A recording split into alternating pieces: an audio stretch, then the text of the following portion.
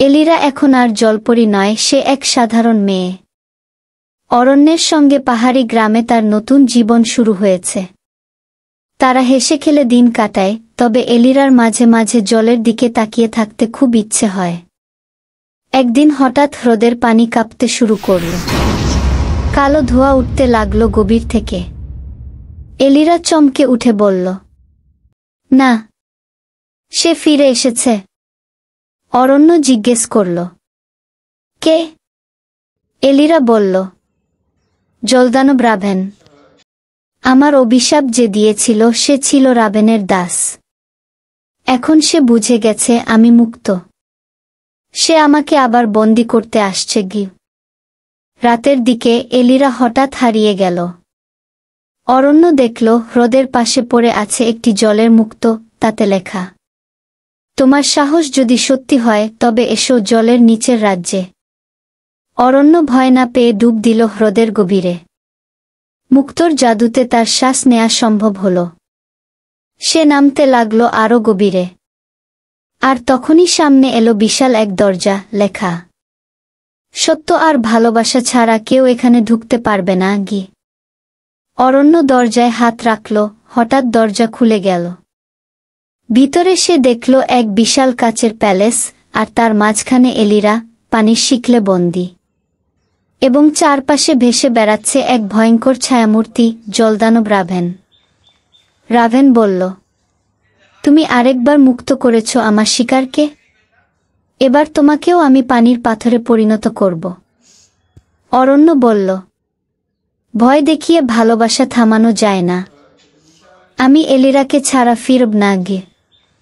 ঠিক তখনই এলিরার চোখে জল গড়িয়ে পড়ল, তা গড়িয়ে পড়ল পাথরের মেঝেতে, আর সেই জল থেকে জন্ম নিল এক উজ্জ্বল আলো। আলো ছড়িয়ে পড়ল রাভেনের চারপাশে, আর ধীরে ধীরে সে গলে গেল, এক বুদবুদের মতো মিলিয়ে গেল জলে। শিকল ভেঙে গেল, এলিরা মুক্ত। পরীর রহস্যময় রাজ্য। ছোট্ট নীলু সবসময় সমুদ্রের গল্প শুনতে ভালোবাসত। তার দাদু বলতেন, সমুদ্রের গভীরে এক জাদুকরী রাজ্য আছে, যেখানে সুন্দরী জলপরীরা থাকে। নীলু ভাবত, যদি সত্যিই জলপরীদের দেখা পেতাম। একদিন সে সমুদ্রের ধারে হাঁটছিল।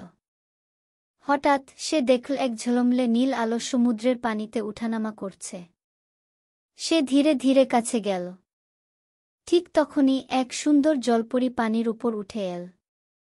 তার শরীরটা ঝলমলে মাছের মতন, আর চুলগুলো যেন সাগরের ঢেউয়ের মতো দুলছে।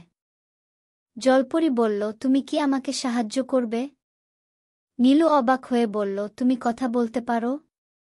জলপরী মাথা নেড়ে বলল, হ্যাঁ, আমি রাজকুমারী মায়া। দুষ্টু জাদুকর আমার মুক্তা চুরি করেছে। মুক্তা ছাড়া আমি আর সাগরের রাজ্যে ফিরতে পারব না। নীলু সাহস করে বলল, আমি তোমাকে সাহায্য করব। নীলু ও জলপরী গভীর জঙ্গলে গেল, যেখানে সেই দুষ্টু জাদুকর কালো মন্ত্র পড়ে মুক্তাটা লুকিয়ে রেখেছে। নীলু চুপি চুপি কাছে গিয়ে দেখে মুক্তাটা একটা বিশাল সিন্দুকে রাখা।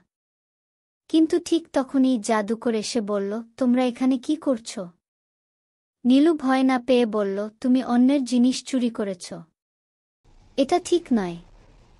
জলপরী তার জাদু দিয়ে বিশাল ঢেউ তুলে দিল, যা জাদুকরকে ভাসিয়ে নিয়ে গেল।